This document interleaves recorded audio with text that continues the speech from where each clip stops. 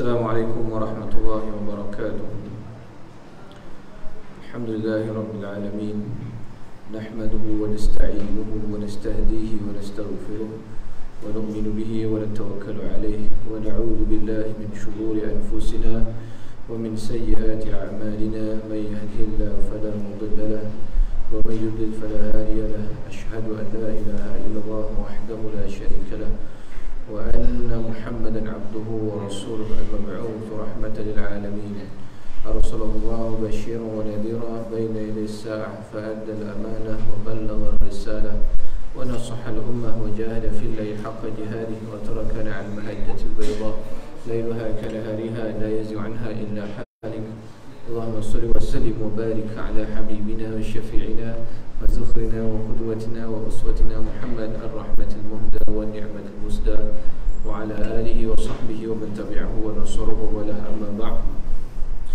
Yang dihormati Jawatan Kuasa Surah Ad-Diniyah, Mudir Tahfiz Ad-Diniyah Ustaz Faizal, para asatidzah Tahfiz Ad-Diniyah, muslimin muslimat yang dirahmati oleh Allah Subhanahu wa taala sekalian.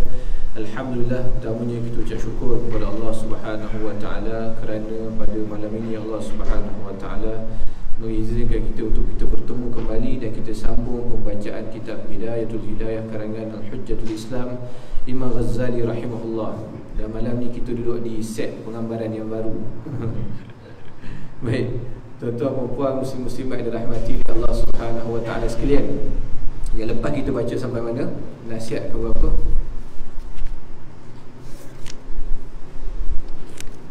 Semayang berjamaah tu dalam bab hilang pula. Dalam nasihat semayang berjamaah tu ada sampai nasihat ke terlepas pula. Okey.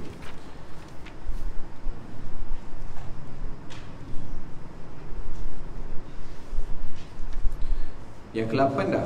Hendaklah imam jangan membaca selain daripada surah Al-Fatihah atau pada rakaat terakhir. Dah? Belum? Baik, yang ke-8 dalam bab adab menjadi imam dan menjadi makmum sembahyang berjamaah. Ke-8, hendaklah imam jangan membaca selain daripada surah Al-Fatihah pada 2 rakaat terakhir pada sembahyang yang 3 rakaat atau 4 rakaat, dan janganlah ia suka memanjangkan bacaan seperti memanjangkan doa dalam tasyahud akhir. Baik, dalam Suratul Fatihah merupakan antara surah yang wajib dibaca, rukun qauli. La salata illa bi Fatihatil Kitab. Tidak sah sembahyang melainkan dengan baca Suratul Fatihah. Bagi kita mazhab Syafi'i, kita wajib baca Suratul Fatihah pada tiap-tiap rakaat. Kalau 4 rakaat, 4 kali baca Fatihah. Kalau 3 rakaat, 3 kali baca Fatihah. Sembahyang jenazah berapa rakaat? Kita baca jenazah tak ada rakaat, tak ada rakaat. Baik. Tetapi dalam mazhab Hanafi, Suratul Fatihah wajib dibaca sekali sahaja dalam sembahyang.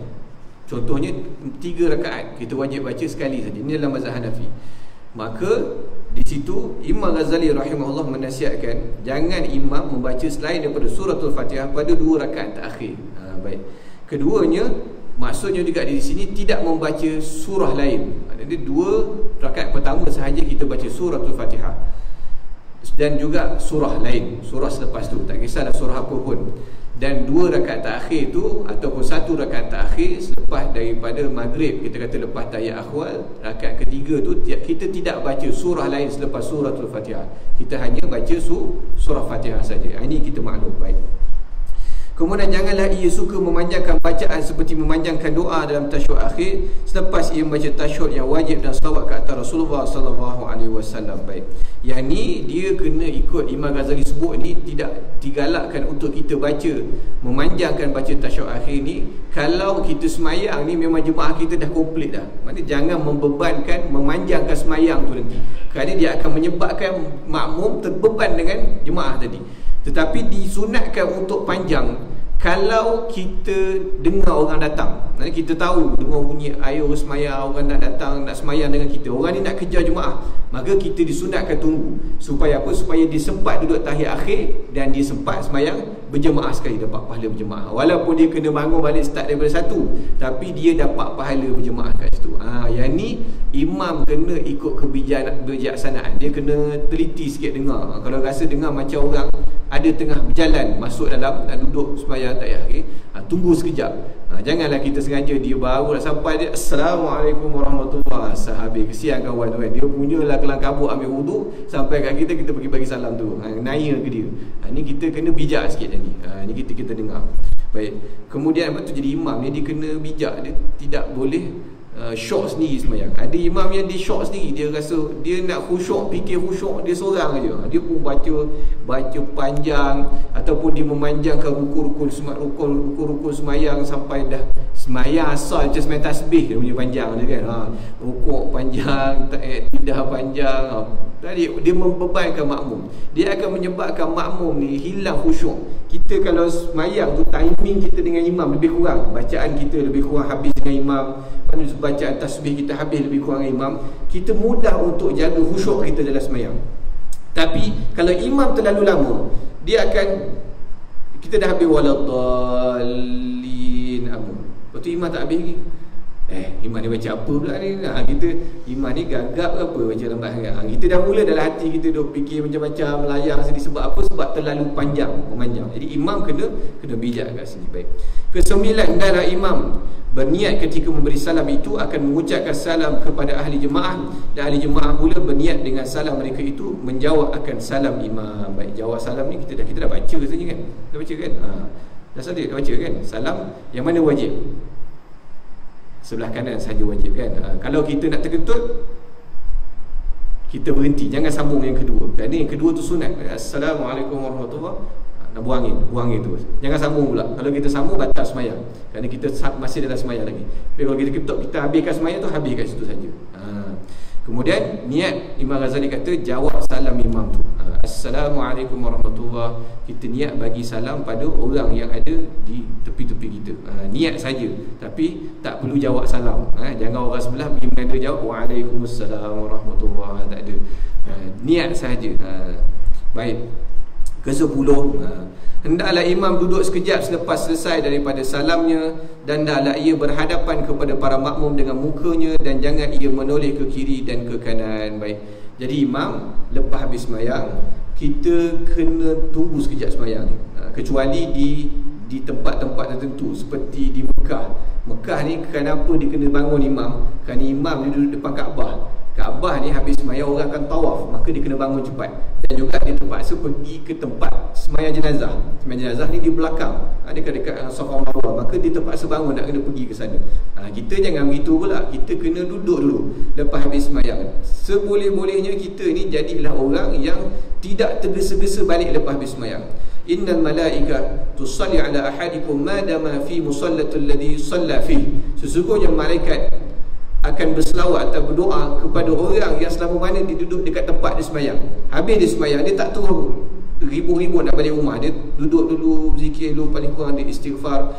Dan jadi imam ni tadi, dia kena muka dia menghadap ke belakang, menghadap ke jemaah. Disunatkan jadi imam ni antara perkaranya adalah menghadap ke jemaah. Maknanya kalau kita habis semayang, jadi imam, bila nak baca wirid tu kita pusing kepala dan tidak memalingkan ke kanan ke kiri.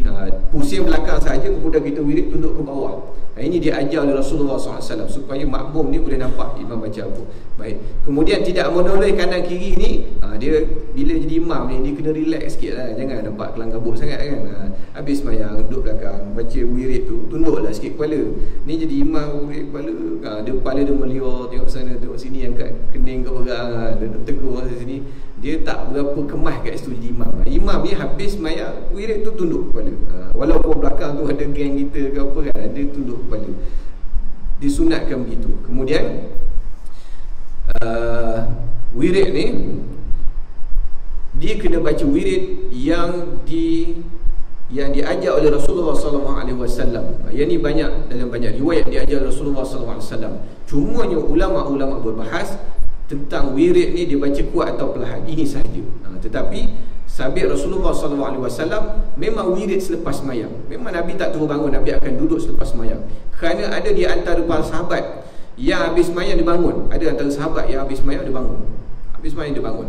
Sampai ada seorang sahabat lain yang tegur. Dia kata, kau ni kenapa perangai macam munafik? Habis sembahyang tu nak keluar. Kemudian dia kata, aku ni orang susah, pakaian aku ni kongsi dengan isteri. Kalau aku balik cepat, isteri aku mungkin tak dapat tunaikan solat kerana pakaian tak sempurna. Sampai tak macam itu. Nampak ni sahabat-sahabat Rasulullah hidup dalam keadaan susah. Maka orang begini diberi kebenaran oleh Rasulullah SAW. Dan Rasulullah ni habis sembahyang dia akan periksa mana sahabat ni. Dan dia kata, mana sahabat si pulang habis sebulan, mana si pulang habis sebulan, kenapa dia tak datang sembahyang? Dan kita ini membaca wirid, antara wirid yang diajar oleh Rasulullah SAW lepas sembahyang adalah Alhamdulillahilladzi lam yattakhiz walada wa lam yakul lahu syarikun fil mulk wa lam yakul lahu waliyyun minadh dhulli wa kabbirhu takbira. Kemudian kita membaca istighfar, astaghfirullahalazim alladzi la ilaha illa huwal. Ada dua sebut di sini. Setengahnya yang kita baca adalah wal hayyul qayyum. Dari sudut nahwu bahasa Arab pun dia tak ada masalah. Tetapi yang disebut dalam kitab ini, kitab Bidayatul Hidayah dan juga kitab Al-Azkar Imam Nawawi rahimahullah, dan saya pergi ke beberapa negara-negara Arab yang membaca kuat wirid seperti di Lubnan. Imam dia membaca dengan astaghfirullahalazim alladzi la ilaha illa huwal hayyul qayyum wa atubu ilaih.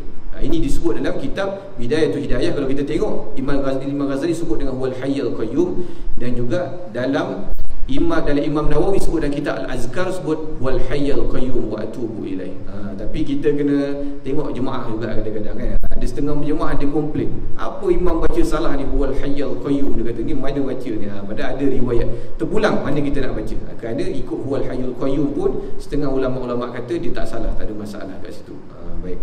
Kemudian lepas istighfar, tetapi istighfar kena sungguh-sungguh. Dia tidak boleh istighfar dengan main-main. Astaghfirullahalazim alladzi la ilaha illa, mata tengok kipas, tengok bumbung bojong, tengok melilau kepala. Tak, istighfar kena dengan sungguh-sungguh. Kerana istighfar ni kita minta ampun dengan Allah Ta'ala. Maka bila kita minta ampun dengan Allah Ta'ala, kena minta ampun sungguh-sungguh. Jangan kita minta ampun main-main dengan Allah kan. Dia Imam Hanafi sebut bahawa siapa yang istighfar pertama dia main-main, tak sungguh-sungguh, dia kena istighfar kedua untuk istighfar yang pertama dia. Faham tak? Siapa minta ampun dengan Allah main-main, maka istighfar kedua dia adalah untuk meminta ampun kepada istighfar yang pertama tadi, kena minta ampun main-main. Nampak? Ni sampai tahap macam itu. Maka istighfar ni kena sungguh-sungguh, jangan main. Astaghfirullahalazim, astaghfirullahalazim. Betul-betul kita bayangkan bahawa mudah-mudahan Allah Ta'ala ampunkan segala dosa-dosa yang kita buat. Istighfar kena sungguh-sungguh, jangan main. Kemudian al-hadis sebut bahawa bacaan seterusnya adalah kita membaca la ilaha illallah wahdahu la syarikalah lahul mulku wa lahul hamdu yuhyi wa yumiit wa huwa ala kulli syai'in qadir 10 kali. Yang ni baca hanya maghrib dan subuh sahaja. Maghrib dan subuh sahaja sebanyak 10 kali. Jangan baca time zuhur ke time asar ke, dia tak berapa kena. Kan Nabi hanya baca waktu subuh dan maghrib. Kemudian di waktu subuh dan maghrib juga, dalam hadis dalam kitab Riyadhus Salihin, Imam Nawawi sebut tentang hadis Nabi SAW baca Allahumma ajirna minan nar, Allahumma ajirna minan nar, Allahumma ajirna minan nar sebanyak 7 kali. Dalam hadis sebut Nabi SAW sebut bahawa siapa yang membaca Allahumma ajirna minan nar ataupun sembahyang sendiri Allahumma ajirni minan nar, Allahumma ajirni minan nar, Allahumma ajirni 7 kali, maka kalau dia mati lepas maghrib tu sampai ke subuh, dia mati, dia akan masuk syurga Allah Subhanahu Wa Taala, dosa dia diampun oleh Allah Taala. Kalau dia baca lepas subuh Allahumma ajirni minan nar ataupun Allahumma ajirna minan nar 7 kali, maka kalau dia mati dalam siang tu sampai ke maghrib, dosa dia ampun oleh Allah Subhanahu Wa Taala dan dia akan masuk syurga. Jadi ni amalan yang jangan tinggal 7 kali ni. Kalau kita habis sembahyang, walaupun kita sembahyang sendiri, mungkin hari itu kita ada kuzurat, kita sembahyang kat rumah, baca Allahumma ajirni minan nar 7 kali. Saya jumpa hadis ni ketika saya umur 14 tahun. Jumpa hadis ni dalam kitab Riyadhus Salihin waktu saya belajar tu. Maka sejak daripada tu saya usaha untuk tak tinggalkan baca Allahumma ajirni minan nar 7 kali lepas maghrib dan lepas subuh. Walaupun kita kalau kabut macam mana, cuba jaga benda ni. Supaya apa? Supaya kalau kita mati hari tu, kita ni dimasukkan dalam syurga oleh Allah Subhanahu Wa Taala. Kerana kita ni boleh jadi kita sembahyang subuh pagi tu kita tak sempat sembahyang maghrib pun boleh jadi, kerana tengah hari tu, sepanjang hari tu macam-macam benda boleh jadi kalau benda nak jadi ni. Jadi kalaulah kita mulakan hari kita dengan bacaan Allahumma ajirni minan nar, kalau kita mati pada waktu tu, maka mati kita ni dikira sebagai ahli syurga. Kemudian Allahumma antas salam, baca Allahumma antas salam wa minkas salam wa ilaika ya'udus salam fahayyina rabbana bis salam wa adkhilnal jannata darus salam tabarakta rabbana wa ta'ala ya dzal jalali wal ikram. Jadi baca ni. Kemudian baca suratul Fatihah. Kemudian jangan tinggal seterusnya, yang penting adalah membaca ayatul kursi. Kerana ada hadis yang menyebut tentang siapa yang baca ayatul kursi selepas daripada setiap kali sembahyang, syaitan akan susah nak ganggu. Dia akan dipelihara oleh Allah Subhanahu Wa Taala. Sebab tu antara pesanan Habib Umar Al-Hafiz, dia kata adalah cuba kita ni menjaga lepas setiap kali sembahyang jangan tinggal baca ayatul kursi. Ayatul kursi ni cuba jaga. Katakanlah kita ni kelam kabut sangat nak kerja, selepas kita bangun tu, kita nak pergi ke kereta ke, kita nak pergi mana, cuba baca ayatul kursi. Jangan tinggal lepas sembahyang. Supaya apa? Supaya bila kita baca setiap kali lepas sembahyang, antara sembahyang ke sembahyang, kita dipelihara oleh Allah Subhanahu Wa Taala. Ini kena jaga. Baca ayatul kursi. Kemudian baca subhanallah 33 kali, alhamdulillah 33 kali, Allahu akbar 33 kali. Setengah riwayat sebut Allahu akbar 34 kali. Ada hadis yang diriwayatkan oleh Fatimah sebut bahawa 34 kali Allahu akbar. Ini terpulang pada kita. Cukup sekadar ni saja. Yang jadi perbahasan pada kita ini, kita sama ada baca kuat atau baca perlahan. Ini bergantung pada kita. Kalau kita nampak rasa belakang jemaah kita ada orang yang tengah semayang lagi, maka kita perlahankan bacaan supaya tak mengganggu orang semayang ni. Mungkin dia tak lambat, tapi kalau tak ada apa-apa, kita baca kuat baik. Baca kuat ni satunya kelebihan dia apa? Kelebihan kalau imam dia baca zikir-zikir lepas semayang dengan kuat, dia akan menyebabkan jemaah ni mampu hafal zikir-zikir tu. Walaupun kita taklah hafal dengan cara kita baca kitab, kita hafal la ilaha illallah wahdahu la syarikalah, rasanya kita hafal la ilaha illallah wahdahu la syarikalah tu dengan kita baca kitab atau kita dengar. Kerana kita dengar, daripada kecil kita dengar imam baca, maka kita hafal. Seperti mana ayatul kursi kita hafal kerana kita dengar hari-hari imam baca, maka kita hafal ayatul kursi. Jadi kalau imam boleh baca kuat, kita baca dengan, janganlah terlalu kuat sangat sampai baca ayatul kursi macam nak musabaqah, a'udzubillah, jangan begitu. Baca sekadarnya sajalah supaya orang boleh hafal. Kemudian yang lain-lain tu adalah bacaan-bacaan. Ada yang sambung amanar rasulu bima, kemudian 3 kul, kemudian baca dengan afdhalul zikri fa'alam annahu la ilaha illallah, apa semua tu boleh. Tapi tengok keadaan kita lah. Kalau kita duduk kampung tu, kalau saya balik kampung, isteri saya di Kedah, memang kampung, orang kerja, tak ada orang kerja panjkat kat kampung tu. Jadinya tak ada masalah. Lepas subuh dia nak wirid panjang-panjang, tak ada masalah. Tapi kalau kita kat sini, orang subuh hari ni dekat 6.30 baru start semayang, 6.45 baru habis semayang, janganlah zikir panjang-panjang kan. Nanti dia membebankan. Kerana kita akan tengok kat sini bahawa menjadi adabnya adalah jangan ada di kalangan para makmum lelaki itu orang yang bangkit meninggalkan tempat duduknya sebelum imam bangkit. Mana kalau boleh kita tunggu sampai imam bangun. Dah imam pula baca wirid panjang betul, nak bangun dia rugi. Bila bangun hilanglah afdal dekat situ. Maka imam dia pun kena bijak juga. Ada satu tempat tu dia biasa zikir lepas semayang, dia biasa-biasa je lah kan. Lagi-lagi lepas ada kuliah baca biasa-biasa je lah. Sebab kita nak kerja waktu kuliah. Ni waktu maghrib isyak sekarang ni, bukan panjang sangat kan. Depan 8.40 dah azan. Kita kalau start kuliah lambat, habis kuliah lambat, dia tak syok 8.40 tu orang semayang. Orang 10 minit lepas azan isyak tu, orang dah mula tunduk-tunduk tanda kiamat dekat muka dah. Mula-mula yang mata jangan dah tengok badan dah mula sakit pinggang, gaul, puasir semua datang macam tu. Jadi dia tak elok kalau kita start lambat, rugi masa kat situ. Ada satu surau ni saya pergi, dia dah sekarang kita maghrib lambat, dia punya wirid lepas sembahyang. Kita duduk belakang sampai berbulu, sebengkak kita, bengkak kita rasa dah. Dia wirid habis semua dengan Allahumma amanar rasulu bima, dia baca semua dengan tulijul laila fin nahar, kemudian dengan 3 kul doa al-Fatihah lagi sebelum doa afdhalul zikri fa'alam annahu la ilaha, dekat 8 suku baru habis wirid dengan sunat.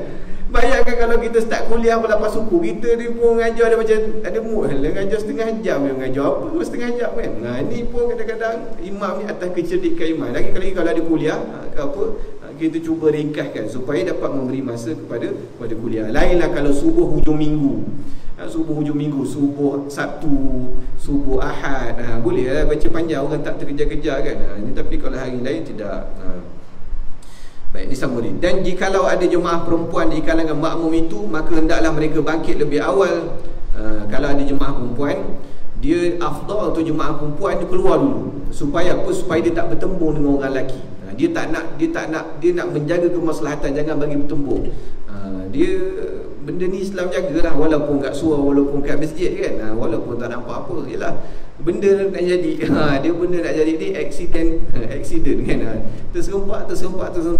Tak tahu Pak Haji ni kahwin satu lagi, kahwin dengan jemaah ni janda, makcik ni janda, suami mati 7 tahun dah. Pak Cik ni pula bini baru meninggal.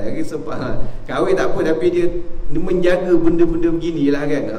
Kadang-kadang dia kata makcik dah tua dah, siapa nak makcik ni? Makcik dah tua, yang nak makcik orang tua jugalah kan.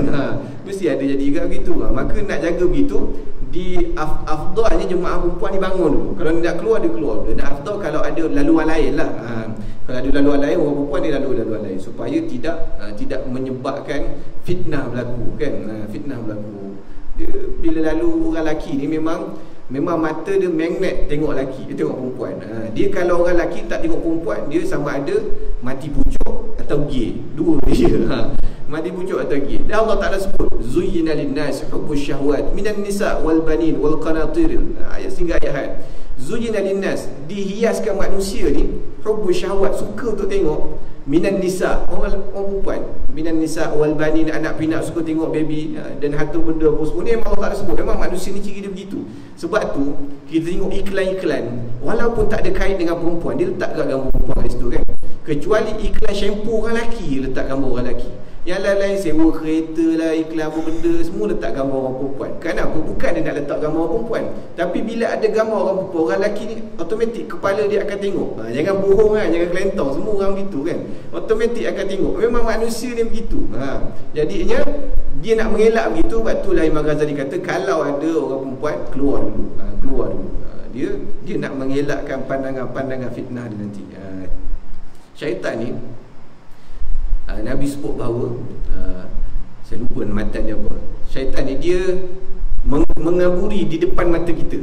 Dia pandai. Dia, bila perempuan tu bukan isteri kita yang halal, dia akan mengaburi depan mata kita. Kita akan tengok, walaupun perempuan tu muka macam hidung hilang pasport, tapi dia akan jadi cantik juga. Dia akan jadi cantik juga, walaupun tak berapa cantik sebenarnya, sebab dia bukan isteri kita. Dia akan cantik juga. Dia akan jadi cantik. Bila kahwin dia jadi biasa. Kenapa? Kerana tu permainan syaitan. Saya lupa dalam kitab mana, pengarang kitab tu sebut, dia kata, kalaulah kita ni sentiasa tengok kepada yang lain-lain kan, tengok pada saudara kahwin, tengok pada saudara kahwin, dia kata, sampailah kalaulah kamu dah kahwin, semua perempuan yang ada dalam dunia ni, kamu tengok anjing kurak pun kamu nampak cantik lepas tu. Nampak? Ini pengarang kitab tu kata, ini permainan syaitan. Jadi nak mengelak tu, Imam Ghazali kata, orang perempuan jangan bagi bercampur dengan orang lelaki. Tapi kadang ada setengah tempat ni, dia kuliah juga, lepas tu habis tu dia bercampur warung sekali lagi perempuan. Dia tak berapa kenal ikhtilat kat situ, kena jaga. Yang tadi kita baca ni, orang imam lelaki janganlah bangun sebelum imam bangun daripada tempat duduknya. Baik. Sebelum imam daripada tempat duduk. Dan hendaklah imam bangkit daripada tempat duduknya menuju ke sebelah kanan atau kiri, tetapi menuju ke sebelah kanan itu adalah lebih afdal. Maknanya bangun keluar belah kanan lebih afdal. Ikut pintu lah kan. Kalau ada masjid tu pintu dia belah kiri, jangan duduk cari belah kanan juga, ada pusing. Dia ikut kita lah. Tapi afdalnya bangun pergi ke sebelah kanan atau kiri, keluar. Baik, yang ke-11. Masuk ke-11. Janganlah imam mengkhususkan dirinya ketika membaca kunut dalam sembahyang subuh, maka hendaklah ia berdoa dengan lafaz. Baik. Khusus ni maksud dia apa? Janganlah imam mengkhususkan dirinya membaca kunut dalam sembahyang. Khusus ni maksud dia adalah, jangan bila jadi imam baca doa kunut, baca untuk diri sendiri je. Apa maksud baca untuk diri sendiri? Dia baca Allahumma dini fiman hadait, ya Allah berikanlah tu petunjuk. Dini, ya tu semua menunjuk kepada diri kita. Allahumma dini fiman hadait wa afini fiman afait. Imam Ghazali kata, bila jadi imam jangan baca syok sendiri, jangan baca doa untuk diri sendiri. Mana kena baca dengan lafaz Allahumma hdina fiman hadait wa afina fiman afait wa tawallana fiman tawallait wa barik lana fima a'tait wa qina syarra ma qadait. Baca dengan Na ni dhamir ganti bagi nahnu, kami. Bila kami, mana kita doa untuk kita semua. Jangan baca doa untuk diri sendiri. Ada kadang imam ni kadang doa biasa pun dia baca untuk diri sendiri juga. Allahumma ghfirli dhunubi, ya Allah ampunkan dosa aku seorang. Allahumma ghfir lana dhunubana, bila ramai, ya Allah ampunkan dosa kami, wali walidina. Baca semua untuk Rabbana zalamna, untuk kita semua. Ini barulah imam makmum doakan. Kalau kita mengaminkan tu, kita doa amin ke imamnya doa seorang, kita tak dapat doa kita. Jadi yang ni kena bijak sikit. Baca dengar kat belakang. Allahumma hdina. Baik. Maksud dia, ya Allah tunjukkanlah kami bersama orang yang telah engkau tunjuki, dan afiatkan kami bersama orang yang telah engkau afiatkan, dan pimpinlah kami bersama dengan orang yang telah engkau pimpin, dan berkatilah bagi kami pada segala sesuatu yang telah engkau berikan, dan peliharalah kami daripada kejahatan apa-apa yang telah engkau putuskan. Dan hendaklah imam meninggikan suaranya dengan kunut, dan para makmum hendaklah mengaminkan di belakang, dan janganlah mengangkat tangan ketika berkunut. Baik, Imam Ghazali dalam kitab ni dia ambil pendapat yang lemah. Pendapat yang lemah tidak mengangkat tangan ketika kunut. Adapun pendapat yang kuat adalah dengan mengangkat tangan ketika kunut. Kita mazhab Syafi'i mengangkat tangan ketika kunut. Dan mengangkat tangan ketika kunut ni hendaklah selari dengan bahu. Jangan terlalu rendah, jangan terlalu tinggi. Jangan terlalu rendah ni macam minta macam tak beri, tak bersungguh, tak. Ya Allah, Allahumma hdina fi man hadaina. Ataupun terlalu tinggi beria sangat pula. Allahumma hdina fi man hadaina. Dia kalau ketiak tu pakai deodoran tak apa kan. Tak pakai deodoran subuh pula tu, bau orang sebelah. Dia angkat sekadarnya sahaja. Boleh nak rapat pun boleh. Ada orang yang diselesa dengan rapat pun boleh, tak ada masalah. Nak jarakkan pun boleh, tak ada masalah. Baik. Kemudian para makmum hendaklah membaca sendiri lafaz kunut mulai perkataan fa innaka taqdi wa la yuqda 'alaik. Baik. Di sana ada pendapat lain dalam mazhab Syafi'i juga yang menyebut bahawa hendaklah imam, ni pendapat dalam mazhab Syafi'i juga, menyebut bahawa imam hendaklah membaca kunut kuat daripada awal sampai habis. Maknanya daripada selepas fa innaka taqdi pun baca kuat juga, tak ada masalah. Ini adalah pendapat dalam mazhab Syafi'i. Dan kalau kita pergi ikut kepada mereka yang imam-imam, saya jumpa imam-imam mereka yang mengaji kitab mazhab Syafi'i, kebanyakan mereka bila baca kunut mereka akan baca dengan kuat sampai habis. Tak percaya pergi ke antaranya tuan-tuan pergi ke Masjid Seri Petaling. Masjid Seri Petaling, dia akan baca kunut daripada awal sampai habis, kuat. Kalau kita rasa pelik, kita kuatkan sedikit daripada biasa sampai orang dengar. Kalau kita permulaan lah, kalau kita jadi imam, kita ni jadi imam kena bijak juga. Kalau kita salah pergi tempat, kita buat tu memang ada dalilnya, tapi makmum tu tak biasa lagi dengan benda begitu, nanti dia akan jadi komplain orang apa, an-nas tu aduun lima yujhal. Manusia ni dia akan bermusuh, dia akan tak suka benda yang dia tak tahu. Benda tu dia tak tahu, ada dalilnya, tapi dia tak biasa dengar. Dia akan kata, apa imam ni baca salah, baca kunut kuat semua. Tak. Kalau kita rasa tak sesuai begitu, kita baca dengan fa innaka taqdi wa la yuqda 'alaik. Dengar suara yang boleh didengar. Boleh juga begitu. Baik. Ini mazhab Syafi'i. Boleh tengok kitab-kitab fiqh dalam mazhab Syafi'i sebut tentang baca kunut ini kuat daripada awal hingga habis. Baik. Kemudian artinya sesungguhnya engkau lah yang menghukum, bukan engkau yang dihukum. Dan sesungguhnya tidak akan dihina orang yang engkau pimpin, dan tidak akan mulia orang yang engkau musuhi. Sangat banyak berkat-Mu wahai Tuhan kami, dan engkau sangat tinggi. Maka bagimu segala puji-pujian atas apa juga keputusan-Mu, dan kami meminta ampun dan bertaubat kepadamu. Dan mudah-mudahan Allah memberikan kesejahteraan dan keselamatan bagi junjungan kamu Nabi Muhammad SAW, dan bagi keluarga dan para sahabatnya. Ini maksud fa innaka taqdi hingga habis tadi. Baik. Yang ke-12, janganlah makmum berdiri sendirian di belakang saf, tetapi hendaklah ia masuk ke dalam saf, atau ia menarik seorang makmum yang ada di hadapan untuk bersama dengannya pada saf yang baru. Baik. Ini penting juga dalam masalah membina saf.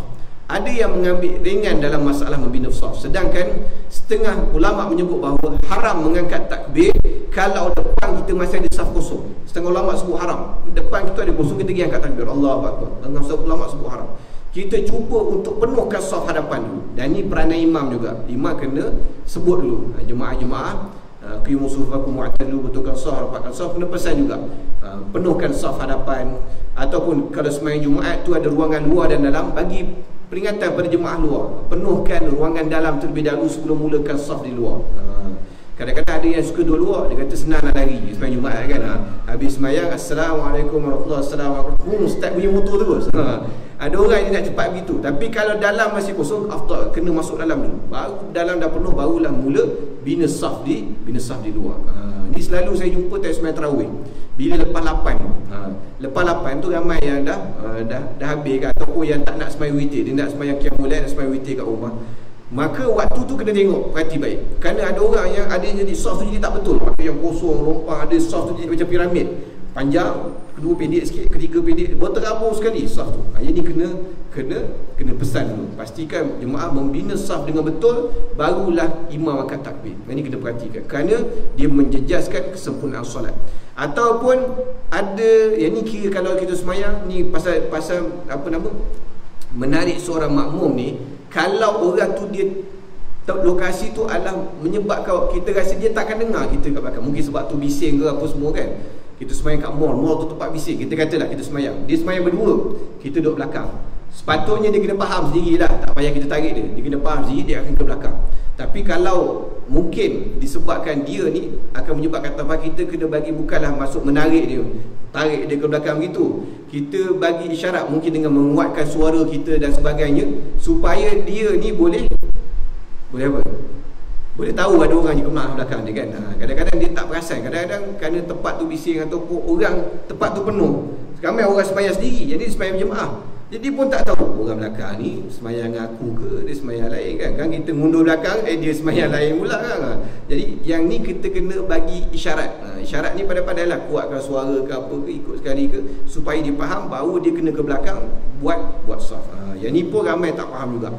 Kadang-kadang bila kita masbuk sembahyang kat tempat-tempat biasalah R&R ataupun dekat mall-mall kan, kadang-kadang orang yang depan ni tak mundur ke belakang, dah jadi saf tu pelik dah nampak kan. Dan kita ni pun kena belajar juga masuk saf sebenarnya. Ada orang yang dia orang sembahyang berdua, dia pergi bina saf kat sebelah orang kedua dia tadi. Dah sembahyang tu tak cantik kan, dia tak mengena, susunan tu tak betul jemaah dia tadi. Maka yang ni pun kena belajar kat bab sembahyang ni. Ramai orang begitu. Ramai orang yang begitu, dia tak apa faham bab ni. Baik. Ke-13, janganlah makmum itu mendahului imamnya pada perbuatan atau menyamainya, bahkan hendaklah ia terkemudian daripada imamnya. Maka janganlah makmum rukuk sebelum imam sampai ke had rukuk, dan janganlah makmum turun sujud sebelum dahi imam tercecap di atas lantai. Baik. Yang ni pun satu perkara juga. Baik. Yang ni makmum kena ambil perhatian. Maka kita jangan mendahului imam ataupun sama dengan imam pergerakan tu. Kita kena lambat sikit dari imam. Baik. Satu, peranan makmum kena alert. Keduanya, imam pun kena jaga bacaan dalam sembahyang dia. Kadang-kadang ada imam ni yang sebutan itu habis dulu sebelum dia bangun. Kadang-kadang sama ada dia sujud, ada yang dia sujud perlahan kan, Allahu Akbar, Allahu Akbar, habis dah, dia tak habis sujud lagi. Kalau ada jemaah yang laju, dia akan mendahului imam, dia akan menyebabkan mendahului imam. Ataupun ketika bangun, dia sebut dah Allahu Akbar, kena sebut yang panjang. Kalau dia sebut Allahu Akbar, ditakuti ada makmum yang akan tercepat, lumba daripada imam kan. Nanti utama imam-imam yang senior ni lah, yang lutut dia tak berapa ni kan, yang memang dia akan turun slow. Jadi dia kena perhatikan benda ni. Jangan sampai makmum dia motong dia. Saya jumpa banyak tempat, kadang-kadang kita kuliah banyak tempat, banyak imam kita jumpa, kadang-kadang makmum kawasan tu dia dah biasa dengan imam tu, dia dah familiar dah, dia dah tahu imam ni slow, kita ikut style kita lah, menyebabkan kita hampir-hampir nak terpotong dia. Kenapa?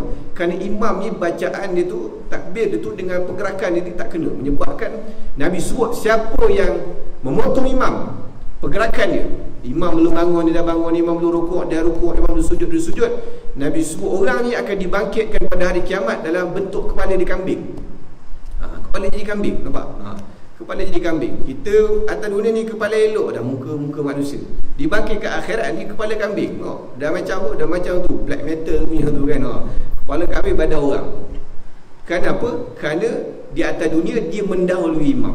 Ni ada balasan dekat akhirat. Yang ni makmum pun kena alert, imam pun kena alert juga dalam bab ni. Sebab tu jadi imam ni dia bukan main ikut main jadi imam gitu saja. Dia akan menyebabkan huru-hara makmum ni tadi. Kalau imam ni adalah imam yang tidak mengaji, yang tidak faham agama baik. Habis ni bab solat jadi makmum dan jadi imam, bab berjemaah. Dan saya pasti jemaah surau ni dah belajar banyak dalam kitab adab-adab sembahyang berjemaah kan, dengan ustaz apa? Ustaz Ramzi kan? Ustaz Ramzi. Baik, yang ni kita sentuh sedikit sahaja. Baik. Kemudian kita sambung sedikit lagi bab adab-adab hari Jumaat. Baik. Hari Jumaat ni adalah satu hari yang mulia di sisi Islam, penghulu segala hari. Jadi hari Jumaat ni Imam Ghazali tentukan adab-adab yang kita kena jaga supaya apa? Supaya kita dapat membezakan kemuliaan hari Jumaat dengan hari-hari biasa. Jangan kita buat hari Jumaat ni macam hari biasa saja. Sebab itu bagus kalau negeri-negeri kita ni jadi negeri yang cuti hari Jumaat. Kenapa? Kerana kita dapat menumpukan amal ibadah pada hari Jumaat. Tapi kadang-kadang bila cuti hari Jumaat ni dia tidur lagi lama rupanya. Hari kerja dia pandai pula keluar ofis awal sampai masjid baca suratul kahfi, ataupun dia keluar masjid sebab apa? Sebab ada nasi bungkus awal. Dulu saya masa bujang-bujang tu kerja, hari Jumaat ni pukul 12 lari ke masjid. Kenapa? Kerana ada orang sedekah nasi, hari tu jimat duit. Dia rugikan pahala kan.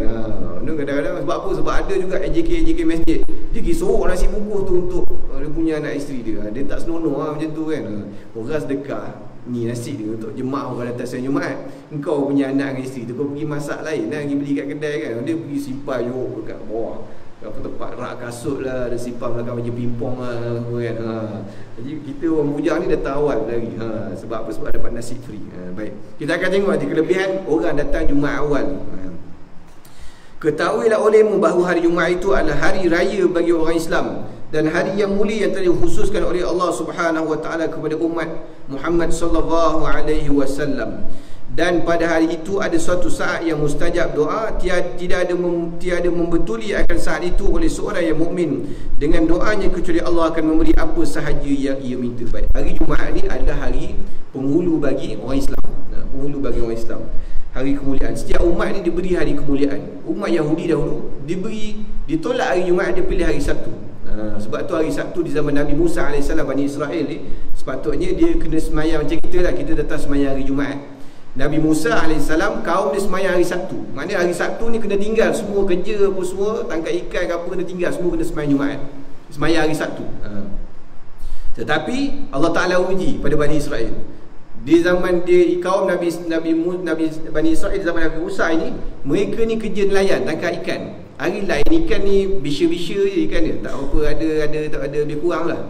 Tapi hari Sabtu, hari yang tak boleh pergi tangkap ikan ni, kena pergi semayang Sabtu ni, hari tu pula ikan melompat-lompat atas. Ikan melompat-lompat, dia keluar atas air, boleh nampak begitu je. Ni kalau ambil cedok ni, main cedok tu dapat ikan.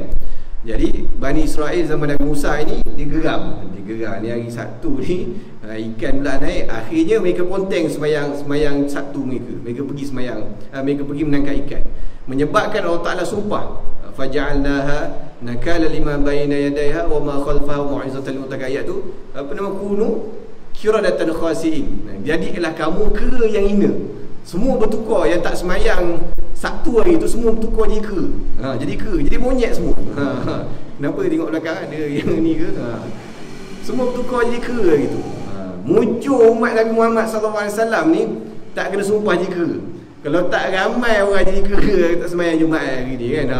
Pergi tengok tiba-tiba kenapa KLCC ada kera pula. Rupanya tak pergi semayang Jumaat orang kat KLCC ni. Mujur tak jadi begitu. Allah Ta'ala beri kepada umat Nabi Musa AS saja.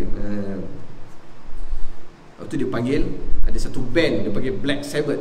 Black Sabbath ni pasal satu hitam ni kejadian, lepas tu jadi kera. Sebab tu juga ada teori yang menyebut bahawa teori Darwin cerita pasal manusia ni datang daripada kera. Sedangkan kera-kera ni adalah kera lepas mereka, dalam riwayat semua kera ni bila mereka jadi kera habis hari Sabtu tu mereka mati. Allah Ta'ala matikan mereka. Jadi tak ada yang berubah balik rumah makan nasi jadi kera, balik rumah tak ada. Dia mati lepas tu. Jadi tak ada teori yang sebut bahawa manusia ni daripada kera. Dia kata manusia ni evolusi daripada kera, bongkok, besar sikit jadi orang. Jadi siapa yang bulu dia lebat tu, makna dia ada genetik kera dia lebih. Benda ni merepek. Islam tak ajar benda ni. Kita ni manusia daripada Nabi Adam AS kan. Daripada Nabi Adam AS. Takkanlah Nabi Adam tu kera, takkanlah ada keturunan tu kera, tak ada, merepek. Siapa yang kata manusia tu kera, ada seorang je, memang dia adalah keturunan kera. Kita tak kera, kita datang daripada Nabi Adam AS. Baik. Kemudian hari Jumaat ni juga ada satu saat yang mana bila kita doa, Allah Ta'ala akan mustajabkan doa kita, tak kira lah apa sahaja kita minta. Jadi bila kita minta pada Allah Subhanahu Wa Ta'ala ni, Pertama sekali, minta benda-benda yang penting dulu lah. Minta jauh daripada neraka, minta Allah Ta'ala beri hidayah pada kita, minta Allah Ta'ala jadikan kita faham dalam agama. Benda-benda ni dulu, minta Allah Ta'ala pelihara keluarga kita kan. Kemudian baru minta yang lain-lain, barulah minta hal-hal dunia. Boleh je, tak ada masalah, minta lah apa pun. Tapi minta bab ni saja kan. Jangan kita pula dok minta, ya Allah, semalam Jumaat minta, ya Allah, janganlah selipar aku hilang kat luar, ya Allah, aku baru beli semalam. Jangan dok minta selipar boleh beli, tak apa, hilang tak apa, boleh beli selipar tu. Tapi minta benda-benda yang penting tu. Boleh patutnya saat mustajab tu Allah Ta'ala terima doa kita dapat doa selipar je. Kan rugi. Patutnya benda lain kita boleh dapat. Imam Ghazali kata tak ada apa pun melainkan apa yang dia minta Allah Ta'ala akan beri pada tu. Ada ulama sebut antaranya ketika antara dua khutbah ketika khatib duduk sebentar sebelum mulakan khutbah kedua, itu adalah saat mustajab. Walaupun sekejap pada waktu tu doa minta pada Allah Ta'ala. Kemudian pada waktu seterusnya antaranya adalah pada waktu lepas asar daripada Jumaat tersebut, sebelum waktu maghrib tu. Tepat asar tu, waktu sebelum maghrib tu adalah waktu mustajab juga. Kena banyak doa dekat Allah Subhanahu Wa Ta'ala kat situ. Kadang-kadang waktu petang ni, waktu kita sibuk ni, tapi kita rugi masa dekat situ. Kalau kita dalam kereta, doa je dalam kereta. Tak mestinya doa ni kena bentang sejadah, pakai kopiah, menghadap kiblat, tak lah. Kalau kita dalam kereta, tak doa dalam kereta. Kalau kita dekat mana saja, doa pada Allah Ta'ala. Boleh jadi doa pada waktu mustajab, Allah Ta'ala terima doa kita pada waktu tu. Kerana mustajab ni dia ada kerana masa dan juga kerana tempat kan? Kerana tempat. Ada tempat-tempat yang Nabi SAW sebut di Raudah, di Multazam, tempat-tempat yang Nabi SAW sebut tempat mustajab doa. Dan ada juga kerana masa. Ini kerana masa ni, hari Jumaat, pada malam Lailatul Qadar, sebelum berbuka puasa. Ini waktu masa yang Allah Ta'ala beri mustajab. Jadi dengan tempat dengan masa ni, dua-dua ni kita kena cari. Antaranya orang musafir ni Allah Ta'ala terima doa dia. Baik. Kemudian, maka bersiaplah engkau menghadapi hari Jumaat itu, mulai daripada petang hari Khamis lagi. Maka hendaklah engkau membersihkan pakaianmu dan perbanyak mengucap tasbih, dan engkau istighfar mulai dari petang Khamis, kerana masa itu sudah menyamai kelebihan hari Jumaat. Imam Ghazali kata, buat persiapan hari Jumaat ni bukan tunggu hari Jumaat, petang Khamis dia dah buat persiapan Jumaat, nampak? Macam kita lah, macam kita, kerana hari Jumaat ni adalah hari perayaan bagi umat Islam. Maka bila kita cerita hari raya, kita sambut hari raya buat persiapan berapa lama? Bukan sehari. Ni silap-silap ni ada yang dah beli baju raya ni. Ada silap dah beli baju raya, dah nak jahit langsir, puasa tak habis ganti lagi dah. Dia dah plan ni. Kenapa? Kerana nak sambut raya ni. Maka Imam Ghazali kata, nak sambut hari raya bagi umat Islam ni, antaranya hari Jumaat ni, mula dengan petang Khamis lagi. Petang Khamis dah banyak istighfar, banyak tasbih pada Allah Subhanahu Wa Ta'ala. Kerana petang Khamis ni dia dah masuk hari Jumaat dah. Dia dah mula dah masuk gerbang hari Jumaat. Kerana dalam Islam, hari ni masuk pada selepas waktu maghrib. Dia bukan kira 12 AM 12 PM tu, tak. Dia kira lepas maghrib. Tak ada kita menunggu jam 12 1. Itu bukan, itu kalender Gregorian yang kira 12 tengah malam ni. Kita lepas maghrib tu, antara asar waktu maghrib tu adalah waktu. Maknanya lepas malam maghrib tu dia dah kira malam Jumaat kan. Jumaat malam. Baik. Dan berniatlah engkau untuk berpuasa pada hari Jumaat, tetapi hendaklah puasa itu engkau sertakan dengan puasa hari Khamis atau puasa hari Sabtu, kerana ada larangan mengkhususkan puasa pada hari Jumaat. Baik, begini, kenapa Imam Ghazali kata puasa hari Jumaat ni? Baik, Imam Ghazali sebut tentang puasa hari Jumaat ni adalah kerana bagi Imam Ghazali, hari Jumaat ni kena dipenuhi dengan segala amal soleh, daripada qiyamul lailnya, daripada sedekahnya, daripada baca Qurannya, dan kalau boleh hari tersebut puasa, kerana nak penuhkan hari tersebut dengan hari soleh, dengan amal soleh. Ini kata Imam Ghazali rahimahullah.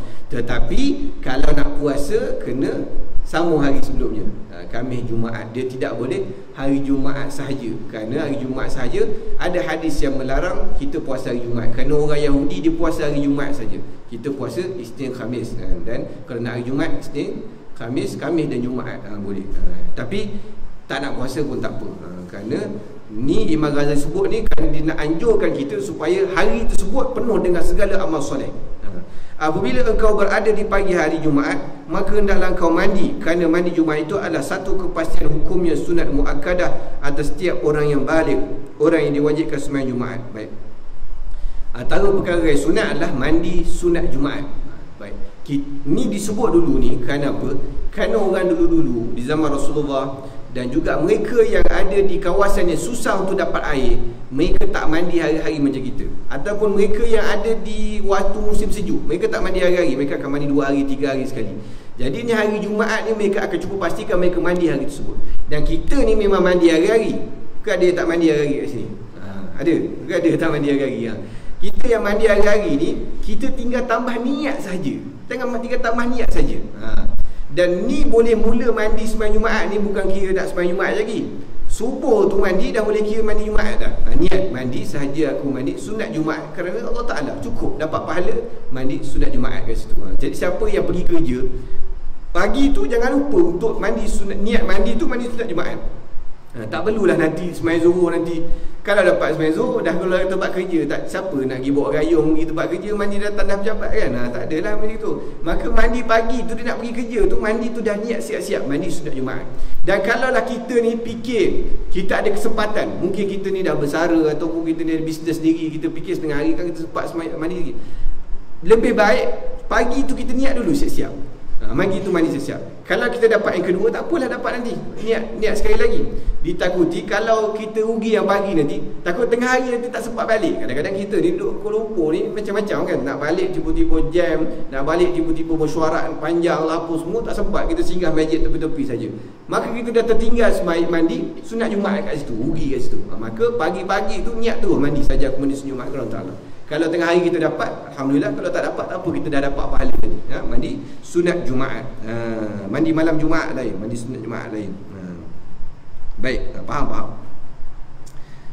Mana tu? Baik. Dan bersungguhlah engkau dalam menyucikan badanmu dengan mencukur buru ari-ari misalnya, dan mengandam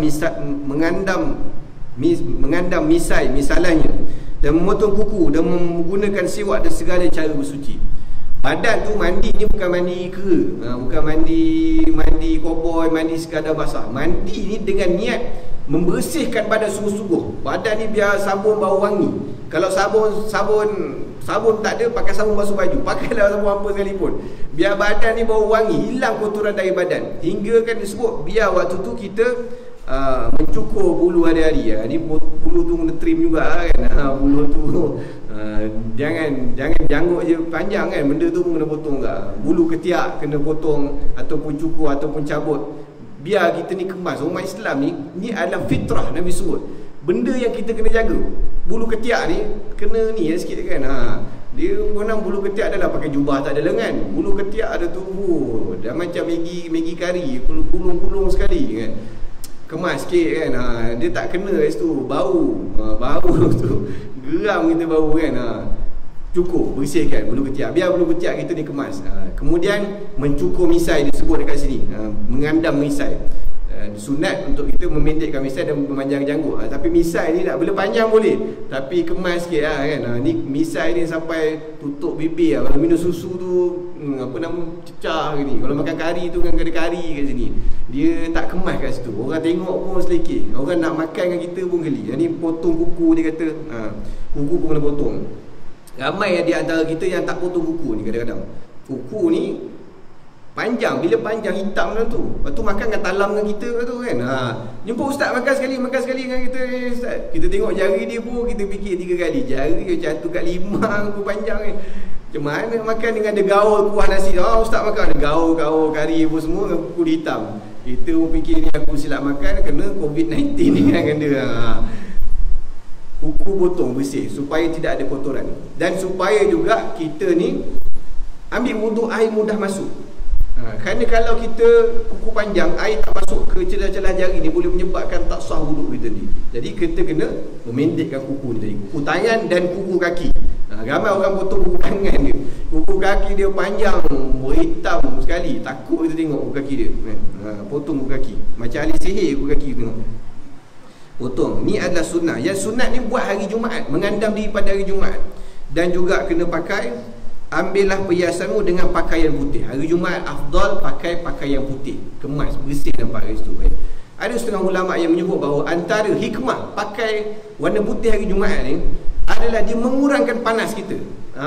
Kalau kita datang sembahyang Jumaat kan, sembahyang Jumaat ni memang tengah hari lah kan. Mana ada sembahyang Jumaat malam, sembahyang Jumaat tengah hari. Bila tengah hari kita datang sembahyang Jumaat tu keadaan panas. Bila keadaan panas, kalau kita dapat dalam aircon, alhamdulillah, ataupun dalam perjalanan pun kita akan menghadapi panas juga. Kalau duduk luar ke dan sebagainya, bila kita pakai putih, dia reflect balik kepanasan tu keluar. Maka sebab tu antara sunnah tu sunnah pakai warna putih. Ada satu eksperimen dia buat belon putih dengan belon hitam. Dia letak dekat tengah matahari. Belon hitam ni sekejap menutup. Letak pum menutup. Kenapa? Hitam dia menyerap panas, menyerap abu. Putih dia reflect balik. Belon putih dia tak ada tertutup, lambat masa dia nak pecah. Jadi sunnah pakai baju putih ni, satu hikmah dia adalah bila kita pakai kita tak terasa panas kan. Tak terasa panas. Sunnah pakai baju putih. Dan pakailah minyak wangi sebaik-baiknya minyak wangi yang engkau miliki. Pakai minyak wangi, dan Imam Ghazali kata minyak wangi yang engkau miliki. Jangan duk pau orang punya minyak wangi kan. Pakai minyak wangi daripada rumah. Pakai tu biar supaya orang selesa dengan kita. Dan minyak wangi ni pun kena pilih jugalah, jangan terlalu kuat. Kita ni kena tanya juga kadang-kadang orang, minyak wangi ni okey ke kan? Minyak wangi, tanya isteri kita, minyak wangi okey ke? Kadang-kadang dia suka minyak wangi tu, kita bawa minyak wangi tu, kuat betul. Saya jenis hidung ada allergic, sensitif. Kalau kena ada setengah minyak wangi tu kena, terus boleh jadi on the spot nak bersin dia, menusuk. Minyak wangi ni pakai sekadar supaya orang selesa dengan kita. Tujuan minyak wangi ni supaya orang selesa dengan kita. Jangan kerana minyak wangi terlalu kuat menyebabkan orang tak selesa dengan kita. Dan pakai, Imam Ghazali kata minyak wangi yang kau miliki, pakai daripada rumah siap-siap lah sendiri punya. Kalau ada orang nak bagi offer dekat dia kan, tapi jangan duk tapau orang punya. Baik, kemudian itu segeralah masjid, engkau pergi ke masjid dan berjalanlah dengan perlahan dan dengan penuh ketenangan. Kita baca sampai sini dulu. Jalan ke masjid dengan perlahan dan penuh ketenangan. Kenapa? Kerana nak dapat ketenangan dan perlahan ni kena datang awal lah, keluar awal. Jadi kalau keluar last minute, dia tak akan jadi ketenangan dan berjalan perlahan. Dia akan jadi maraton ataupun dia jadi pecut 100 meter daripada rumah. Bila kita jalan pada lari laju dalam keadaan tengah hari panas, datang ke masjid nak sembahyang Jumaat, confirm tak khusyuk. Badan kita akan peluh, kita akan rasa tak selesa. Datang lambat duduk luar pula, tak ada aircon, kipas pula ada, tak ada. Kita akan jadi tak selesa. Bila tak selesa sembahyang, tak khusyuk, kita tak boleh nak buat amal ibadat apa, semua rugi dekat situ. Maka nak dapat datang, boleh datang perlahan dengan berjalan perlahan ni apa semua, kena datang awal dan bersiap awal. Jangan last minute. Macam saya jugalah kadang-kadang saya kena baca khutbah hari tertentu. Dan kadang-kadang kita tahulah Selangor ni bukan boleh ni, dia punya jam dia tu kan, bukan boleh jangka jam dia tu. Kadang-kadang kena terlambat. Memang bawa kereta tu selagi boleh cilok. Dia tak berapa cantik kat situ. Kenapa? Kerana kalau boleh kita dah tahu lah kan, supaya kita tak tergesa-gesa ni nanti. Jumaat ni kalau kita bukan boleh lambat-lambat hari Jumaat, azan lah, kuliah boleh lagi lambat orang tunggu main Jumaat. Siapa nak menunggu orang nak kerja lepas tu semua kan. Jadinya hari Jumaat ni kita kena bersiap awal, seperti mana Imam Ghazali rahimahullah sebut apa, Jumaat kena bersedia daripada hari Khamis malam lagi kan. Hari Khamis malam, maksudnya kita ni hari Khamis malam dah mula dengan amal-amal soleh. Dan juga pada pagi hari tu kalau boleh kita akan mula datang masjid awal. Nanti kita akan baca hadis lepas ni, hadis tentang kelebihan orang datang sembahyang Jumaat awal, lambat sikit, lambat last sekali. Macam mana dikira kelebihan, nanti kita akan baca hadis di selepas ni. Baik, wallahu alam. Saya mohon maaf jika ada salah silap dan sebagainya. Aqulu qawli hadza wa astaghfirullahal azim li wa lakum. Wassalamualaikum warahmatullahi wabarakatuh.